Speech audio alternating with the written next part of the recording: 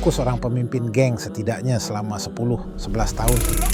Aku punya geng di Bronx. Aku punya geng di Queens. Aku punya geng di Brooklyn. Aku terlibat dalam kejahatan kekerasan, perampokan bersenjata, tawuran antar geng. Aku adalah orang yang saat kamu lewat, kamu tidak ingin berurusan denganku. Aku mulai berpikir bahwa akulah sang pencipta. Hal pertama yang aku katakan, aku tidak akan pernah menjadi muslim. Aku tidak akan pernah menempelkan wajahku di lantai. Aku menyerang dan merampok pengedar narkoba. Aku ditangkap. Aku tak bisa memakai narkoba lagi. Aku tidak bisa minum lagi. Tidak ada lagi pesta. Semuanya berhenti begitu saja. Aku bertanya, mengatakan, pasti ada hal yang lebih besar dari apa yang kupikirkan. Dan saat itulah azan dikumandangkan. Sungguh sangat indah. Aku ingin pergi ke tempat itu karena itu adalah panggilan untuk inilah jawaban yang kamu cari. Assalamualaikum Saudara Abdul Aziz. Waalaikumsalam warahmatullahi wabarakatuh. Terima kasih telah menerima undangan kami. Selamat datang di wawancara kami. Aku ingin memulai dengan siapa Abdul Aziz. Bisakah kamu ceritakan secara singkat tentang kehidupanmu? Aku lahir di Brooklyn, New York, sampai aku berusia sekitar 10 tahun lalu pindah ke Bronx sekitar awal tahun 80-an. Aku tinggal di daerah yang didominasi Latino, lingkungan kulit hitam. Tidak seburuk itu, tapi ada geng dan hal-hal seperti itu. Saat tumbuh dewasa, kehidupanku cukup sulit. Aku anak tunggal. Nenek dan bibiku membesarkanku. Tidak ada anak lain di rumah itu. Aku pecandu narkoba. Aku juga pecandu alkohol. Aku terlibat dalam kejahatan kekerasan, perampokan bersenjata, tawuran antar geng. Ayahku meninggal saat aku berusia 3 minggu. Dan ibuku pergi, meninggalkanku bersama nenekku. Jadi, tumbuh besar seperti itu. Ada banyak jawaban yang kamu inginkan tapi tidak kamu dapatkan. Pada saat itu, aku tak tahu siapa diriku. Aku tak tahu tujuanku. Aku tak peduli entah hidup atau mati pada saat masih muda. Jadi aku pindah ke jalanan. Dan karena banyak orang di jalanan sana, mereka menerimaku. Begitulah hidupku. Dan disitulah kehidupan gengku dimulai. Karena saat kamu tidak merasakan cinta dan perhatian di rumah, kamu akan mendapatkannya di luar sana. Dan itu bukanlah perhatian yang benar-benar kamu inginkan. Yang terjadi adalah aku mengikuti gaya hidup itu. Gaya hidup seperti itulah yang aku inginkan. Aku menikmati gaya hidup geng itu. Ya, aku menikmatinya. Aku menikmatinya untuk waktu yang lama. Aku pernah ditembak, aku pernah diserang, aku pernah ditikam, aku dipukul dengan tongkat, aku diserang berkali-kali, ditembak berkali-kali. Aku pernah menembak orang. Aku menginginkan kehidupan geng itu. Dan karena aku masih muda tanpa ada bimbingan, aku menyukainya. Kau tahu jalanan, kau tahu mereka bisa memakanmu hidup-hidup. Dapatkah kamu membawa kami ke masa itu? Hal apa saja yang kamu lakukan? Apapun yang bisa membuat orang lain takut padaku. Apapun itu, mulai dari merampok pengedar narkoba hingga menembaki anggota geng lainnya. Berkelahi, terus-menerus berkelahi. Membuktikan bahwa aku lebih gila dari orang lain. Aku menghabiskan sebagian besar hidupku untuk membuktikan bahwa aku adalah orang yang ditakuti dan kamu tak akan berani berurusan denganku.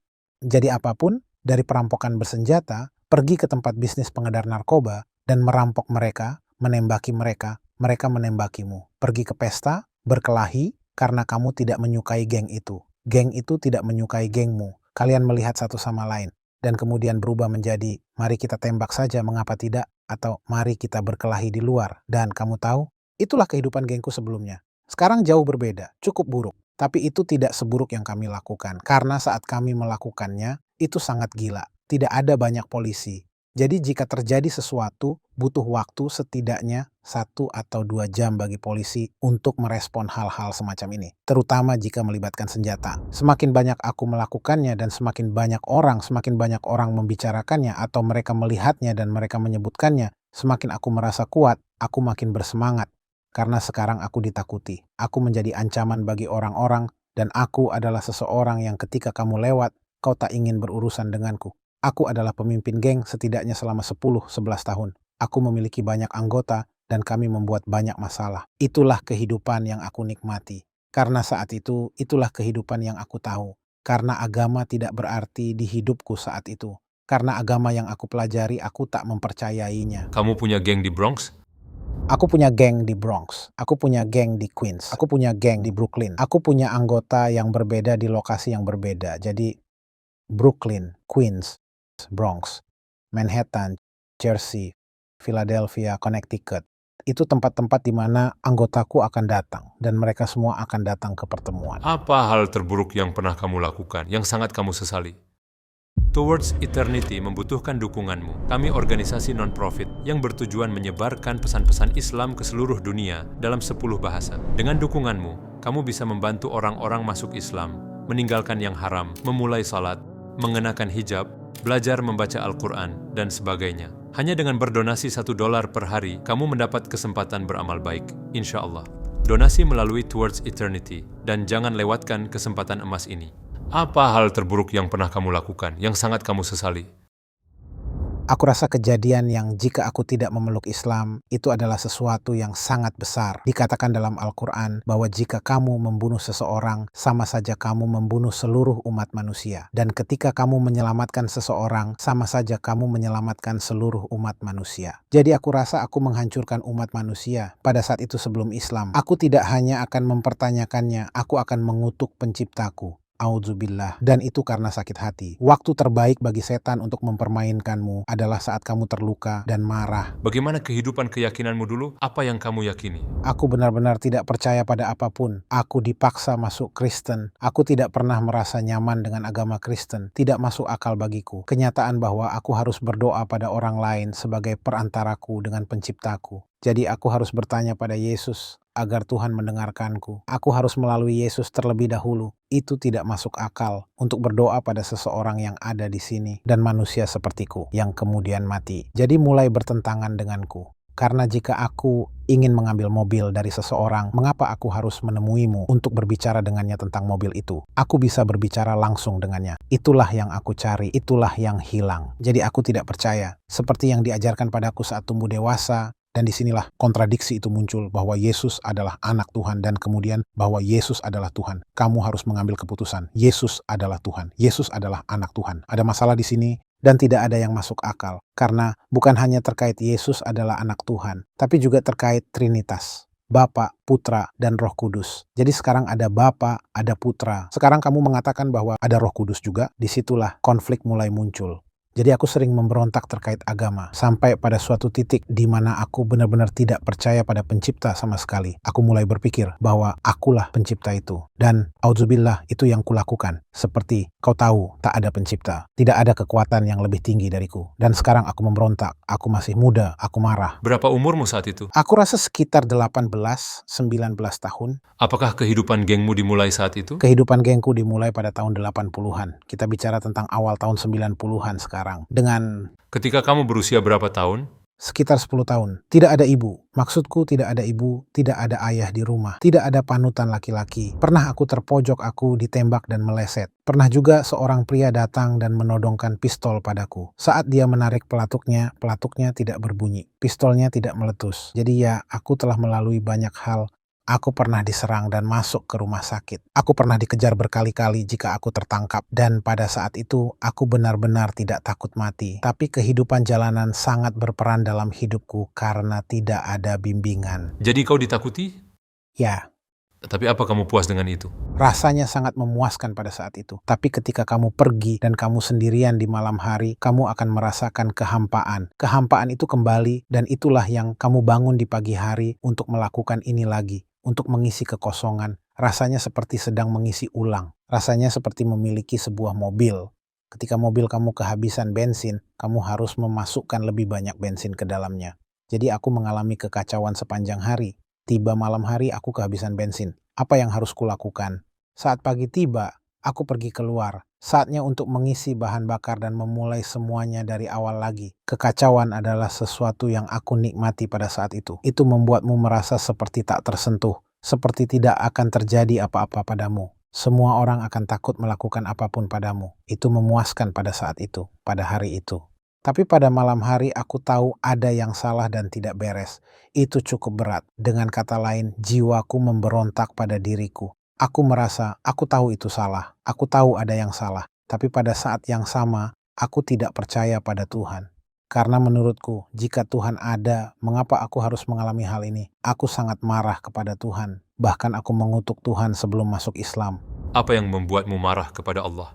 Ibuku membunuh ayahku. Hal itu membuatku gelisah. Dan tidak hanya itu, dia berdiri dan pergi. dia menghilang begitu saja. Aku benar-benar meragukan pencipta, karena aku merasa jika ada pencipta, mengapa aku harus mengalami hal ini? Lalu apa yang terjadi saat kamu masuk penjara? Saat itu aku menyerang dan merampok pengedar narkoba. Ini cerita yang lucu, karena pada malam yang sama saat aku ditangkap, aku sudah memutuskan bahwa aku akan bunuh diri. Aku sudah merencanakannya, karena aku tidak percaya masih ada yang tersisa dalam hidupku, dan tidak ada yang layak untuk dijalani. Mengapa tidak mengakhirinya di sini saja? Itulah yang aku rasakan. Aku tidak punya tujuan hidup. Mereka menahanku setidaknya 2 jam sebelum aku akan bunuh diri. Aku pergi bersama mereka dengan sukarela. Aku melakukannya dengan sukarela karena itu kejahatan yang telah kulakukan. Dan sekarang secara terpaksa, aku tidak hanya tidak bisa bunuh diri, aku tidak bisa menggunakan narkoba lagi, aku tidak bisa minum lagi. Tak ada lagi pesta, semuanya berhenti. Tidak ada lagi kejahatan. Tidak ada lagi kejahatan. Kamu terjebak dalam ruang di mana kamu bisa mendapat masalah di sana, atau kamu bisa melakukan apa yang Allah berkahi untuk aku lakukan adalah berpikir. Dan begitulah aku menemukan Islam. Aku punya cukup waktu untuk lepas dari narkoba. Aku punya cukup waktu untuk menjauh dari alkohol. Tidak ada anggota geng yang bisa aku jumpai. Aku mulai menjadi bersih. Aku mulai melihat di mana kesalahanku, kemudian aku mulai pada satu titik rasanya seperti, oke, sekarang aku tahu mengapa aku merasakan apa yang aku rasakan. Sekarang aku harus menghadapi semua yang kulakukan. Sekarang aku mulai merasa bersalah. Sekarang aku mulai merasa tidak enak, rasanya sulit. Sulit karena semua hal ini yang ingin kamu lakukan, yang sedang kamu mainkan berhenti. Berhenti begitu saja di sana. Sampai hari ini aku katakan bahwa itu adalah rahmat Allah. Karena aku sudah punya senjata, aku sudah punya pelurunya, aku sudah punya cara yang akan kulakukan. Yang tidak ada dalam rencanaku adalah polisi datang dan mengetuk pintu lalu aku membuka pintu. Dan aku ditangkap hari itu. Aku tidak pernah melihat rumahku sampai 3 tahun kemudian. Itu adalah pengalaman yang menurutku jika harus terjadi lagi untuk mendapatkan hasil yang sama, bahwa aku akan menemukan Allah, aku akan melakukannya lagi. Karena disitulah pesan Allah berbicara padaku. Dan apa yang terjadi sehingga kamu mulai mengambil langkah menuju Islam? Aku mulai mencari dan aku berkata, pasti ada jawabannya. Ada Tuhan, pasti ada Tuhan. Karena sekarang kamu mulai melihat jalan penciptaan. Aku bertanya, mengatakan, pasti ada sesuatu lebih dari apa yang kupikirkan. Dan saat itulah azan dikumandangkan. Itu muazin yang mengumandangkan azan. Begitu indahnya hingga aku datang ke sana. Itu sangat keras sehingga kamu bisa mendengarnya di halaman. Dan aku ingin pergi ke tempat itu. Karena itu adalah panggilan. Bukan hanya karena itu adalah panggilan untuk berdoa, tetapi juga panggilan untuk jawaban yang kau cari. Aku menangis saat azan dikumandangkan, karena itu adalah sebuah panggilan. Itu bukan hanya sebuah panggilan untuk berdoa, itu adalah panggilan untuk membangunkanku, bahwa Tuhanmu sedang mencarimu. Kamu mungkin ingin menuju ke arah itu. Aku menunggu pria yang ada di asramaku untuk kembali. Lalu aku mulai bertanya padanya, karena pada awalnya aku kira itu sebuah lagu, karena kedengarannya begitu indah, kedengarannya seperti sebuah lagu. Dan aku berkata, lagu apa itu yang berasal dari masjid? Dan dia berkata, tidak ada lagu. Aku berkata, ya, ada. Itu adalah sebuah lagu. Aku tahu lagu itu berbunyi Allahu Akbar. Dan dia seperti, oh itu suara azan. Aku berkata, azan, apa itu? Apa itu? Dan dia berkata, itu suara azan. Itu adalah panggilan untuk memberitahumu bahwa sholat akan segera dimulai. Aku tidak pernah mendengar ada orang yang mengumandangkan azan seperti itu. Dan dia seperti, biar ku tebak, kamu tidak punya waktu untuk belajar dari orang lain. Dan aku seperti, tidak. Tapi ada banyak pertanyaan. Dan banyak seperti, mengapa ada lebih dari satu Tuhan? Dan Islam langsung menjawabnya, tidak ada lebih dari satu Tuhan. Hanya ada satu Tuhan. Dan aku seperti, wow, inilah yang aku cari. Karena hanya ada satu Tuhan. Tidak ada Isa sebagai anak Allah, tetapi ada kepercayaan bahwa Isa adalah seorang nabi dan utusan Allah. Maka aku pun dapat menerimanya. Jadi ketika aku ke wilayah utara, ada beberapa pertanyaan yang aku ajukan seperti, oh, mengapa kamu hanya berdoa di hari Minggu? Tidak, kami sholat 5 kali sehari. Oke, itu masuk akal. 5 kali sehari. Setiap hari. Aku berkata, oke. Tidak seperti orang Kristen dan Katolik yang bisa berpesta dari Senin sampai Sabtu, lalu pergi ke gereja pada hari Minggu dan kamu diampuni. Itu adalah hal lain yang membuatku kesulitan. Bagaimana kamu tidak menaati yang maha tinggi dari hari Senin sampai Sabtu, lalu hari Minggu kamu bisa pergi ke gereja dan diampuni atas semua yang telah kamu lakukan. Tidak peduli apapun itu. Itu tidak masuk akal. Itu sebabnya aku memberontak terhadap agama. Sampai seperti yang kukatakan, Islam mengajarkanku bahwa ada perbedaan. Dan ketika aku mengetahui bahwa itu adalah agama terakhir yang diutus, agama ini sudah ada. Namun itulah bentuk akhir agama Islam yang diutus. Saat itulah aku seperti, oke. Lalu seorang pria berkata padaku, Manusia terus berbuat kesalahan. Dan itulah tujuan kedatangan para rasul ini. Nabi Muhammad SAW adalah nabi terakhir utusan Allah. Agama Islam adalah jawaban yang aku cari. Itulah yang membantuku keluar dari penjara, membantuku kau tahu, membuat pilihan yang lebih baik dalam hidup yang tidak pernah aku lakukan. Aku berhenti minum, aku tidak pernah menggunakan narkoba lagi. Bagaimana perasaanmu? Batinku rasanya bahagia, karena aku perlu memulai kembali hidupku. Aku diberitahu bahwa yang merupakan salah satu hal terindah adalah bahwa Islam tidak menghiraukan masa lalumu. Jadi, sungguh indah sekali, sungguh indah saat tahu Islam tidak menghiraukan segala masa lalumu. Bahkan kejahatan yang aku pikir tidak akan pernah diampuni, karena pembunuhan adalah dosa yang tak terampuni. Tapi sebelum Islam, saat mengenal Islam, aku tahu aku dimaafkan akan hal itu. Dan atas hal lain yang kulakukan, aku mulai pergi ke masjid. Dan dari sana, alhamdulillah, aku memeluk Islam dengan cara yang benar. Aku kembali mengucapkan kalimat syahadat. Aku merasa bahagia sebenarnya. Itu menghidupkan kembali semangat dan jiwaku. Dengan kata lain seperti cahayaku redup lalu lampunya menyala. Itu membuat cahayanya lebih terang. Apa alasan pertamamu tertarik pada Islam? Pertama kali sebelum kamu bersyahadat di Pulau Rikers? Saat aku berhasil lepas dari narkoba dan sadar bahwa aku bukan Tuhan. Itu seperti yang dikatakan oleh temanku, hanya ada satu Tuhan. Hal itu membuatku tertarik untuk mempelajari Islam. Semoga Allah mengampuniku. Ketika aku berlarian sambil mengatakan bahwa aku adalah Tuhan, hal pertama yang kukatakan adalah, aku tidak akan pernah menjadi Muslim. Kata-kata itu keluar dari mulutku. Aku tidak akan pernah menjadi Muslim. Aku tidak akan pernah meletakkan wajahku di lantai. Itulah yang aku katakan. Aku tidak tertarik pada Islam sampai aku masuk penjara. Lalu kamu bebas dari penjara dan lalu menyelesaikan hukumanmu. Saat aku menyelesaikan hukumanku, aku meninggalkan penjara dan aku bahagia.